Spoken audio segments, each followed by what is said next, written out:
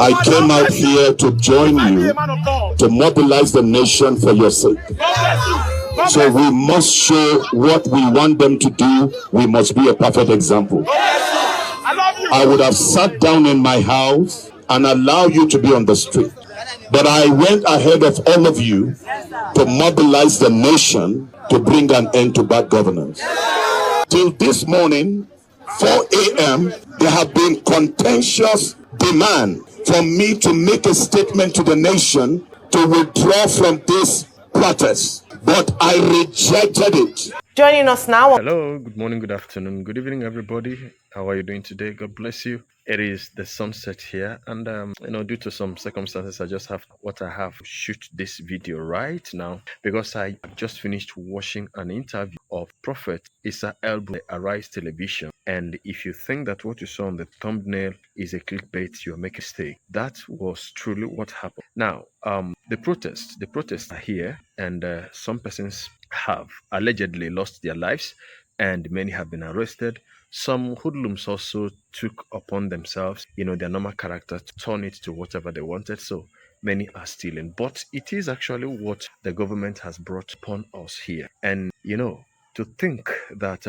a person is asked not to pray on a national vision, that they are neutral here. I know so many critical minds tell me, yes, it is okay, stop this, your religious thing. I understand. I know that everybody is trying to play safe. Everybody is trying to be politically and societally correct. I understand. Just the other day, I saw, a preacher being bundled out of the streets. He hasn't said anything. He was just talking about Christ and the King. Now, he was being bundled out of the streets, surrounded by policemen. And then I began to wonder, how come that when the LGBTQ community will stage their radical, pride campaign, nobody dares to touch them. Nobody dares even to stop them because, of what those people are capable of doing. And so now what I'm saying is this: I understand that religion in some ways have become a very big problem. It has become an issue, to us as a people. And all over the world, religion has caused so much. But shouldn't people be allowed to express their, themselves as it has to do within the context of their faith, as long as it is lawful, as long as it is, about humanity, and not to shut people down like that? Don't express yourself.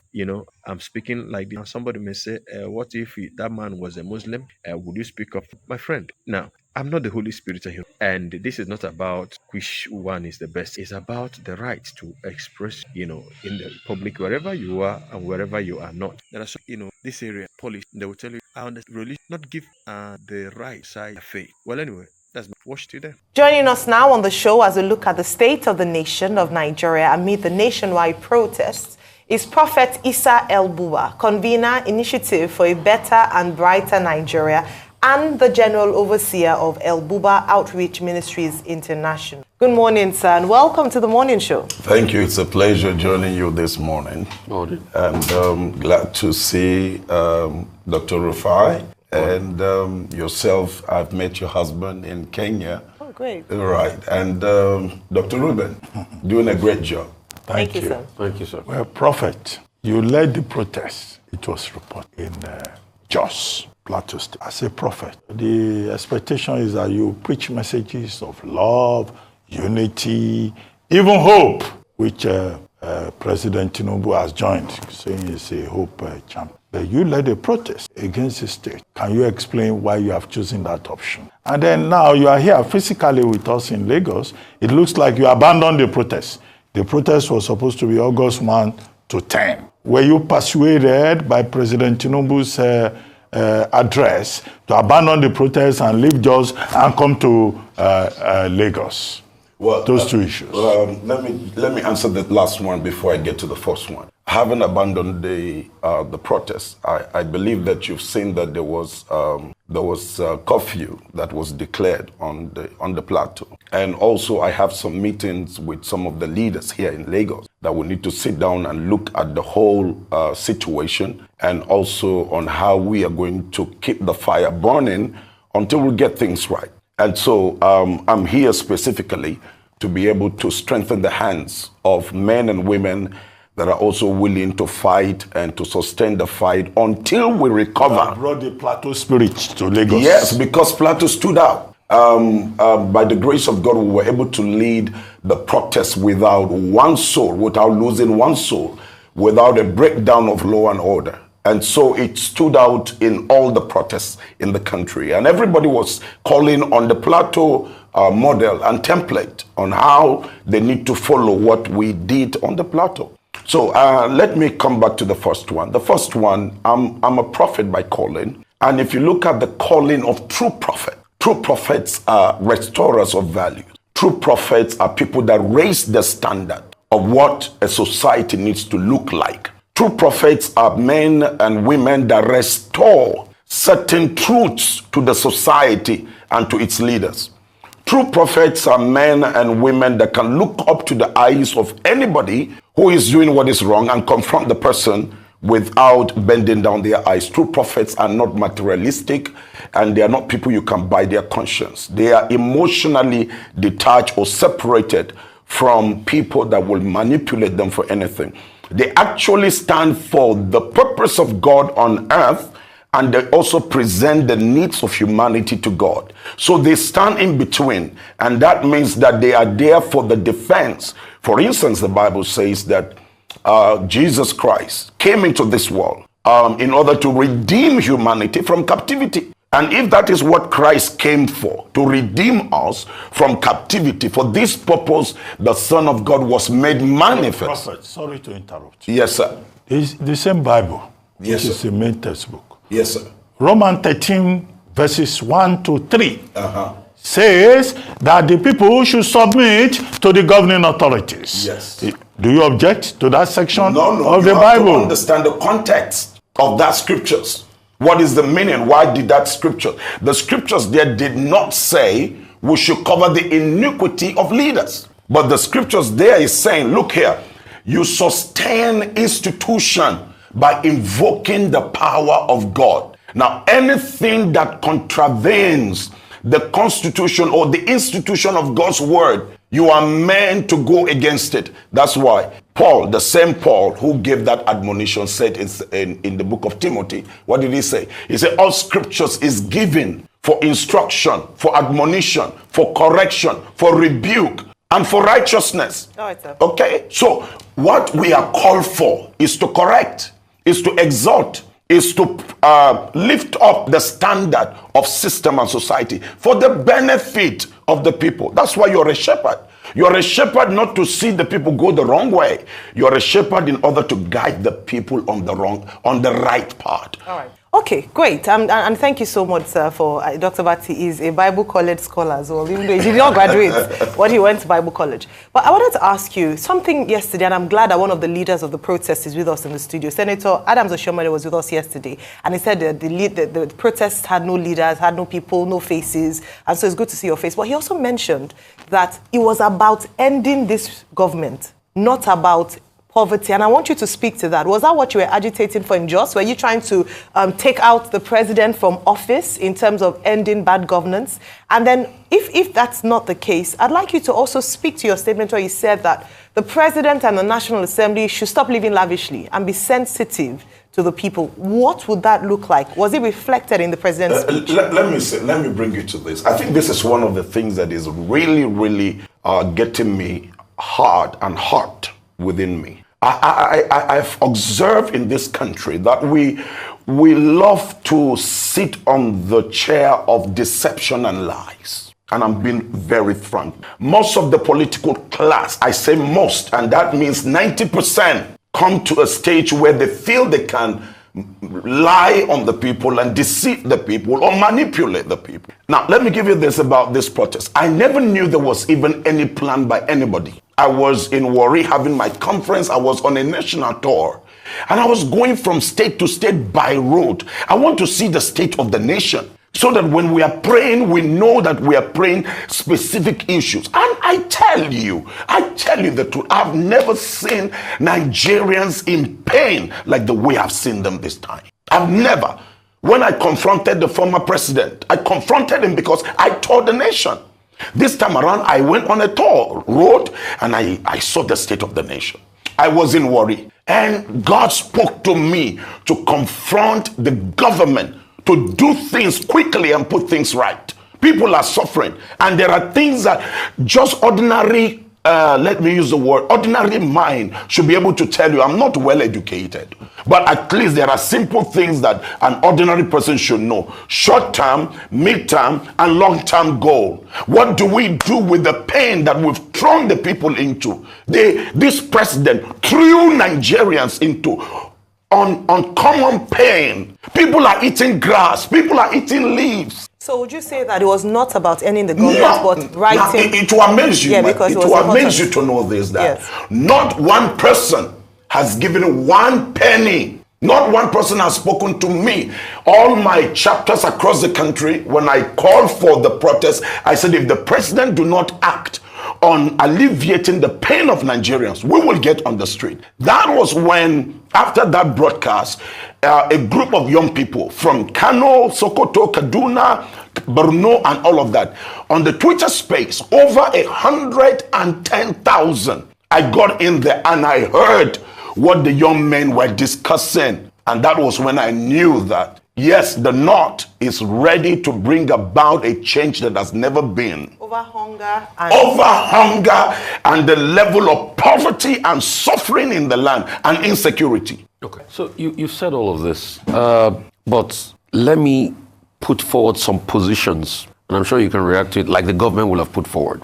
The government is now talking about the fact that foreign forces are trying to take over the nation, which is the Russian flags being peddled around. They are also talking about the fact that they have done a lot, like President Tinubu said. He has given this, he has given that, he has given 570 billion to the states and all of that.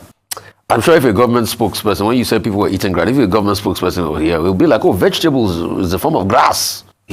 Probably that will be their reaction. I'm just hazarding a guess. The government is now saying, where is my iniquity?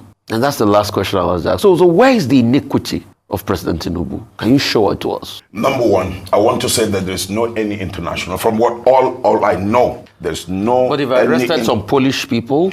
Look at the Russian flags. Look at the Russian. I'm going to come on the Russian. They've arrested the tailor and all of that, and they're saying people are trying to take over the country. No, there is none. I just gave you the background of mobilizing the nation for this process. That you know of. There is none. There is none that I know of. That's number one. Number two, let me tell you, one of the days on TikTok, they were having a meeting. There were over 1 million people in that space discussing the state of the nation, and they were all young people, no foreign. I tell you this, the entire protest you see, nobody has given a dime. In one of the days I was just leading the protest. There was a freeze account of some people. They said foreign influence money. We don't know about that. It's so surprising to me to hear that people were donating with money and sending from abroad and all of that into Nigeria. In one of the protests a young man came up the stage and took 5,000 and said he's donating to buy water. Another lady went and brought some bags of water. People were just bringing things. Another person, 1,000. I and my family, we were buying the drinks and the water. People were standing from 7 a.m. until 2 when I would dismiss them to go back home. I mean, nobody was crying of getting food because they said they are already... How many people did you mobilize in Jos? Oh, they were in there, tens of thousands. Did you guys count them? Do you have a register of the people that came out? And we didn't have the distance, but if you take something that spanned almost half a kilometer, that tells you the crowd. And you mobilized all of them? Yes, we mobilized all of them. And the church mobilized all of them? The church and the people. I mean, it's both Muslims and Christians. It will amaze you. The number of the Muslims, the wall of religious divide that politicians have been using all these years has collapsed in northern Nigeria. The plateau you see, while the Muslims were having prayers, I would ask the Muslim brothers, okay, it's time for your prayer. And then the Christians will surround them and the Muslims will offer their prayer. So who are these people carrying these flags? If you say they are not your people. These people you see carrying these flags, let me tell you about the North. That's my place. Okay. One thing about the Northerners is that the Northerners, let me use the word, they are driven by an ideology. When something comes into them and they see it's working, they will tend to pick it up and run with it. Most of these things came from this recent Niger.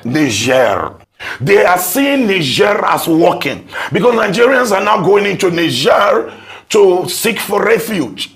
So they are seeing Niger, they are seeing Burkina Faso working.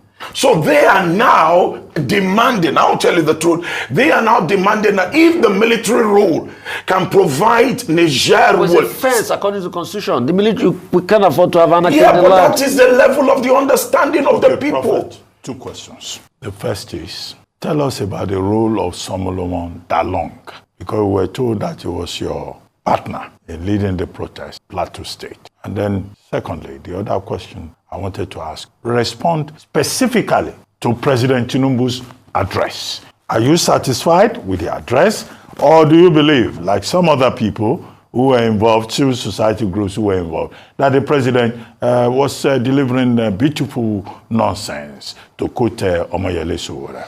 Let me, Mr. Chief Solomon Dalong is an amazing soul, I tell you. He's an amazing, amazing soul. I mean, he got to know about the broadcast and that I made in Warri. And when he got into these spaces, he discovered that the young people were discussing about that broadcast. And so that got him passionate about, okay, if this is it, he's going to be part of it.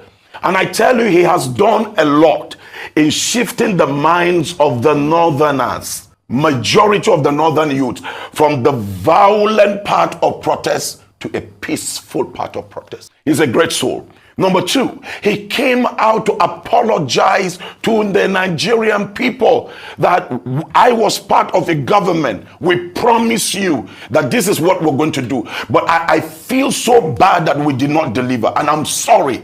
And he apologized before the entire crowd. That is what leadership is all about. And I tell you, if we can have few... That's not Tinubu, that's Buhari. Yes, that's Buhari, but he was part of a government. He was part of APC. This was what they promised, but this is what they brought on the people. So one thing with leadership is to own up your irresponsibility or your failure. Let me come to the presidential address. I mean, that was, to me, that was out of point. I was expecting, Mr. President, there is no protest that has given such a long notice like this protest. And I was expecting the president to come out, let me give you this, on 4 things, quickly. Number 1, my government, I have heard your cry. My government immediately will work on the subsidy, the reinstatement of the subsidy for the next 6 months. While we fix the CNG kits and what have you, the convertible centers across the nation. That's number 1 point. I'm giving directives that in the next 7 days, you can take me on ABC. All right?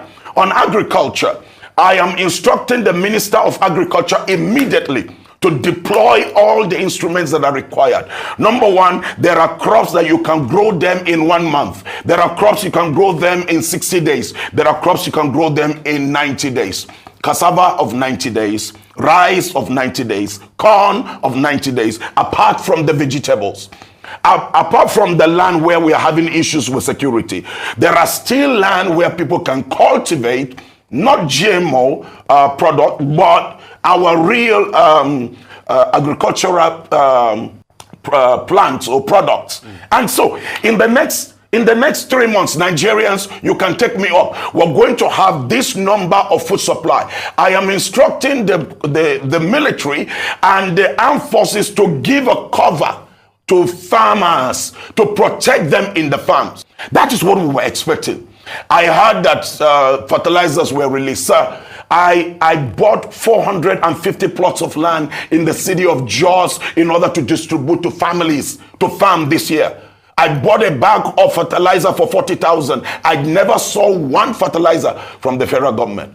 And they said 200 trucks. Did you see rice? I never saw anything. Rice. I know nothing was there. All right. Okay. So let me come in, and this is really important. So so the last 2. Yeah. Let me take you on the third one. The third one on the electricity tariff. This thing is biting hard on manufacturers and producers. And so what he needed to do is, okay, on the electricity tariff, we're withdrawing this tariff for this period of time.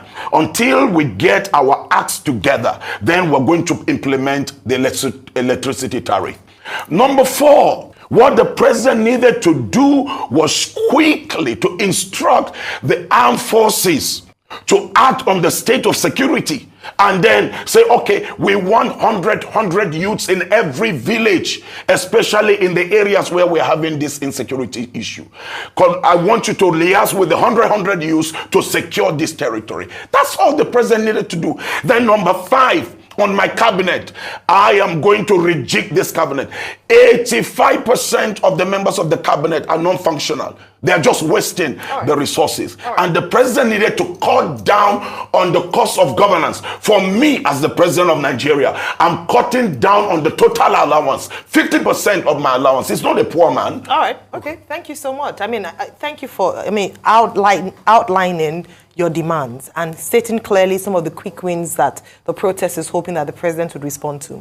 But I have 2 questions for you. The first one is that you say that this president has plunged us into poverty, but they would argue that it didn't start from now, that they inherited a bad government, and that right from the time of President Muhammadu Buhari, the economy was plunged into where we are today. And so they are just trying to mop up what they inherited. What would you say to this?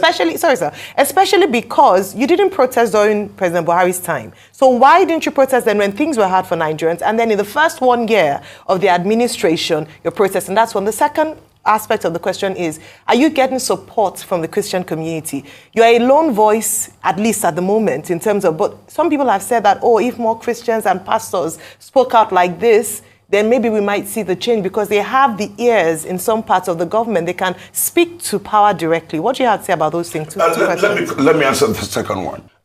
That's the office of the prophet. Sometimes the prophet do not go with the multitude. Sometimes you know that you're passionate about the state of the people and you go all out. Whether you have the support or you don't have the support, you don't wait for it. You declare the stand. Now, let me come back on the issue of the president is just 1 year. So you're getting support. So you're working on your own. Oh, I'm getting support. Okay. I'm getting massive. You can see the Christian. Are we looking forward to hearing more voices rise up? I trust God for that. Okay. No, this support is it in No.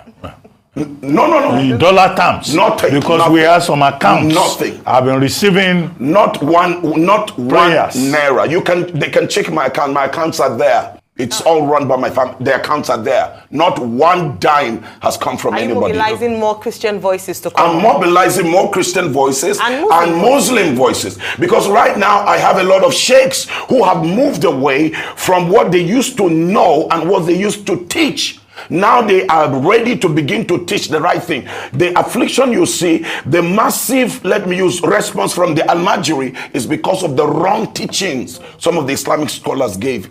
And so now we are approaching that. Fair point. Okay. So okay. The first now the first question. This administration saying that they inherited Let me say economy. this to you. It's not Buhari's administration.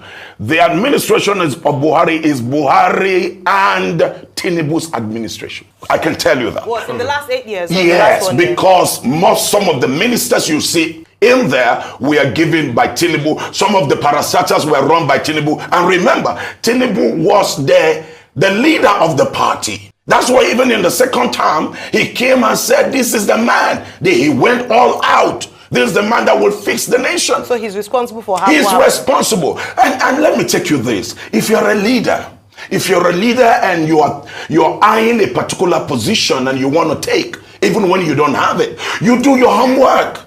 I mean, it's open there for him to be able to know what's the state of the economy, for him to know the state of roads, for him to know the state of electricity, for him to know the state of security. And you plan, you sit down with think tank, men that will think through and bring out solution in number of days. Okay, Reverend Buba, I get you. But let me also be brutally honest with you. A lot of people will say, most of the things you said just now, Tinubu's speech addressed it. He talked about CNG. He said we're going to make 1 million CNG kits available. He also went further and he talked about, and I'm trying to be government spokesperson here, which is playing devil's advocate. He talked about agriculture. He said he was going to cultivate 10 million hectares of land. Last year, they announced 500,000 hectares. This year, he says we're going to cultivate 10 million hectares. That's secondly. Moving further, you talked about electricity tariff. The question I'll ask you, Reverend, is where are they going to get the money to pay from? In a country where we're using our crude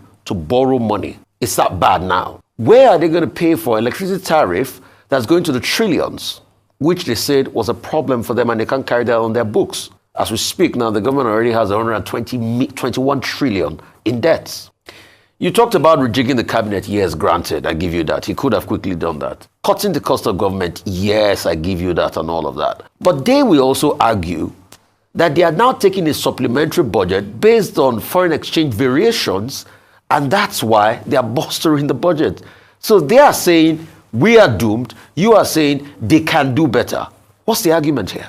Let me give you. When did they promise that they were going to supply the CNG kits? No, that promise, Reverend, in all fairness to you, it's been long. In fact, the promise has been since the days of Wario. Okay, all right. TV President said 5 million. Okay, they promise you, let's assume that the president came on board and did what he did, the wrong policy that he threw to the Nigerian people and threw them out of balance. He made the promise, let's assume, in the month of June. This is now August 2024, not one kit have we seen. No, they will also argue with you that they've seen some CNG buses. We haven't seen, sir. I mean, I advise this government. There's a presidential initiative on CNG. No, sir. Some buses have been deployed. In fact, where? They went to check some CNG buses that they were building in a plant in Lagos. Where? And some other parts. Okay. We've heard of CNG use. But we haven't seen anything enough. We haven't seen anything. I haven't seen anything. You're sure about that? Okay. All right. Now those convertible kits are not something that are like aircraft engine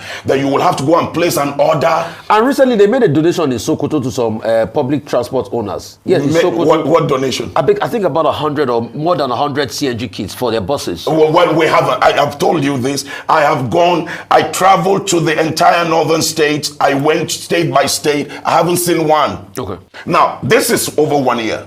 These kits are not things that will take you more than 3 months to import them and bring them into the country. It's nowhere. Now they said they're going to the agricultural thing. You said how many? They're going to cultivate 10 million hectares of land. How many hectares of land have they cultivated since they've been in office? I just gave you that there are. Last year they announced 500,000 hectares. Okay. So did you see the 500,000 hectares? Okay. Now you have plants you can plant in 1 month. Okay. You have corn you can grow in 60 days. You have cassava. Okay. Cassava is the common man's food. Prophet. I'm coming, Mr. Reuben. Cassava is the common man's food that you can cultivate in 90 days. Now, between then and now, this government would have cultivated 3 times. That would have flooded the market and crashed hunger in this country. Okay, prophet. So the fact is that promise is one thing. Doing is one thing. Prophet, so, yes, sir. To summarize, I know many prophets in the southern part of Nigeria. It's a great privilege to meet you. Tell us, who is Prophet Isa El-Buba? And second, is this Christian versus Muslim? Because Muslim ticket was a big issue in the lead up to the 2020 election. Are you fighting Tinubu because you are a Christian leader and you think Christians are being unfairly treated? So is it Christian versus Muslim? Not at all. Yes, in the first instance. When growing up to the elections, I was against it because I believe in equity. I believe in justice. Isa El-Buba is the son of El-Buba Sadiq. My father was a statesman. My father fought and stood for humanity. He was in Burma, laid down his life to secure humanity. My father came back as one of the most honored royal officers.